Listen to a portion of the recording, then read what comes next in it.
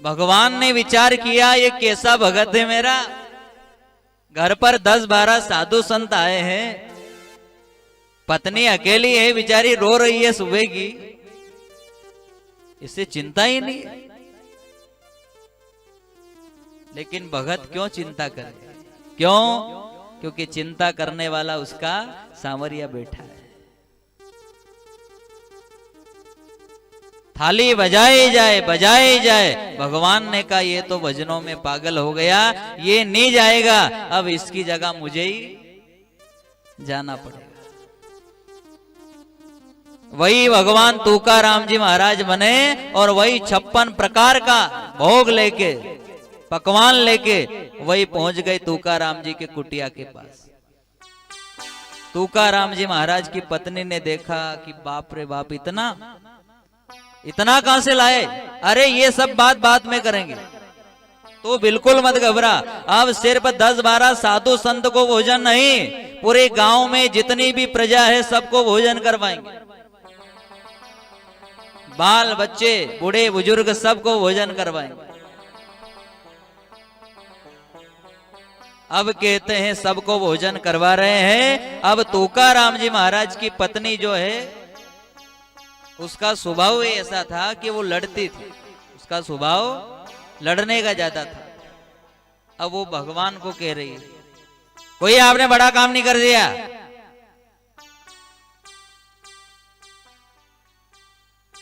चलो ये पूरी की थाली उठाओ, पूरी परोसो, या फिर आप उठाओ और मैं पूरी परोसू। अब वही भगवान ने थाली उठाई, तुकाराम जी महाराज की पत्नी पूरी परोसी। वो कह रही एक ठंडा के ठंडा रह गया, वो बैठा के बैठा। तुकाराम जी के रूप में कौन है? भगवान। भगवान विचार कर रहे कि अच्छा हुआ बेचारो भगत वहां बैठो ही। अरे मेरी लक्ष्मी भी, वो भी बेचारे दिन भर चरण दबाए, लेकिन ये तो इतनी चिल्लाए, कैसा पूरा पाड़ता होगा बेचारा मेरा भगत। अब भगवान टकटकी लगा के देख रहे, टकटकी लगा के, हाथ में पूड़ी की थाली है और पूड़ी कौन परोस रहे? तुकाराम जी महाराज की पत्नी। और भगवान टकटकी लगा के देख रहे। अब तुकाराम जी महाराज की पत्नी कह रही कि आधा बूढ़ा हो गया हो, थोड़ी लाज आवे, शर्म रखो, आज तक तो नहीं देखा आपने ऐसा टकटकी लगा के, और आज आंखें फाड़ फाड़ के देख रहे हो, शर्म आवे कि नहीं आवे? क्या कहेंगे बूढ़े बुजुर्ग लोग बैठे कि देखो आधा बूढ़ा हो गया, आप भी ताके।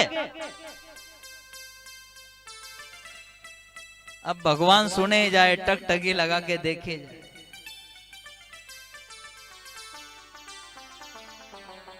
सुबह से शाम हो गई, दिन भर चिल्लाए भगवान पे, दिन भर चिल्लाए, आज आपको क्या हो गया?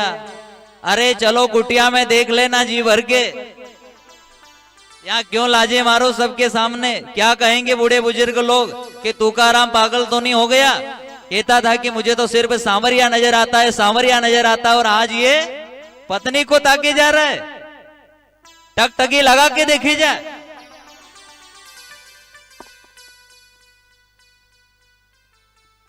सुबह से शाम हो गई और शाम को तुकाराम जी महाराज की पत्नी ने भगवान सांवरिया सेठ का हाथ पकड़ा और हाथ पकड़ कर कह रही कि आप एक काम करो, दिन भर के थक गए होंगे, अब सबको भोजन करवा दिया, अब अपन 2 ही जना भी भोजन कर ला। अब आप विचार करो कि वो महिला कितनी किस्मत वाली होगी जो वैकुंठपति नारायण का हाथ पकड़ कर कह रही आप बैठो और मेरे साथ भोजन करो, कितनी किस्मत वाली होगी। लेकिन भगवान कह रहे हैं तुकाराम जी महाराज की पत्नी से कि मैं अभी भोजन नहीं करूंगा। क्यों? अरे कैसे भोजन कर लूं मैं? मेरा जो सेठ है वो मंदिर में बैठा है। क्या बोले भगवान? मेरा जो सेठ है वो मंदिर में बैठा, कम से कम उसे निमंत्रण देके तो आऊं, जिसने इतनी व्यवस्था करी। अब विचार करो आप, जिसको सेठ बनना था वो नौकर बन गया, और जिसको नौकर बनना था वो सेठ बन के बैठा है। तू जाने तेरा काम जाने। तुकाराम जी महाराज की पत्नी कह रही ठीक है आप जाओ सेठ जी को निमंत्रण दे के जल्दी आना, कि हाँ अभी गया और अभी आया। भगवान का जाना हुआ, सुबह से शाम हो गई, इधर सब भजन करने वाले लोगों के कान में खबर पड़ी कि बड़ा भारी भंडारा चल रहा है रे गांव के बाहर, बड़ा भारी, चलो।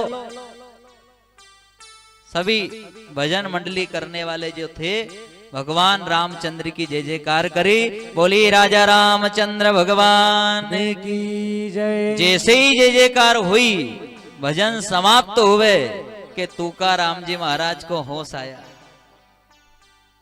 तुकाराम जी महाराज विचार करे, हे भगवान आज के बाद तेरे द्वार पर नहीं आऊंगा, कभी तेरे भजन नहीं करूंगा मैं। अरे तेरे भजनों में ऐसा पागल हो जाता हूं रे, ऐसा पागल हो जाता हूं कि घर बार सब भूल गया।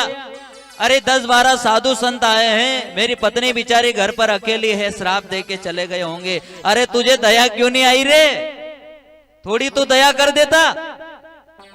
वही थाली फेंकी और दौड़ लगाई।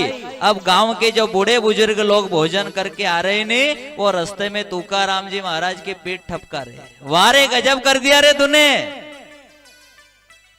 गांव के पटेल ने भी इतने पकवान नहीं बनाए जितने तूने बनाए। तुकाराम जी महाराज बोले कि सब मजा ले रहा है, क्यों? क्योंकि दुनिया मजे ज्यादा ले, मजे ले रहे हैं सब। तुकाराम जी तो धीरे धीरे धीरे पहुंचे तो जाकर देखे बड़ा भारी भंडारा चल रहा है।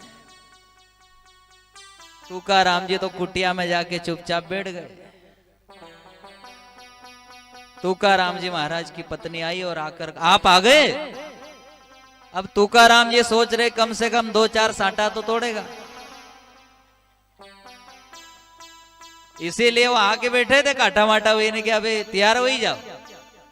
क्यों? क्योंकि 2-4 तो तोड़ेगा अपना। लेकिन आकर कहा आप आ गए, चलो आ गए तो चलो भोजन करते हैं। तुकाराम जी ने कहा भोजन करें? अरे तो पागल तो नहीं हो गई, भोजन कहाँ है? अरे इतनी व्यवस्था करी, दिन भर से हम दोनों पति पत्नी परोस रहे हैं, सबको भोजन करवाया। तुकाराम जी ने कहा कि दुनिया मुझे पागल कह रही है, तू क्यों पागल बने? तू भी पागल।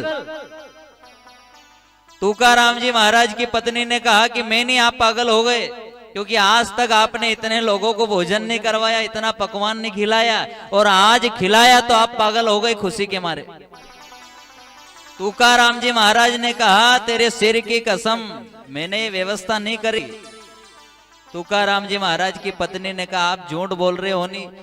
चलो ठीक है, मैं दिन भर से आप पे चिल्ला रही हूं नहीं, इसलिए आप नाराज होने में कान पकड़ रही, क्योंकि दिन भर से चिल्ला रहे हो, आप ठंडा बैठा हो, आप में बिल्कुल दिमाग नहीं है। तुकाराम जी ने कहा तू मेरे ऊपर चिल्ला रहे? हाँ आपके ऊपर तो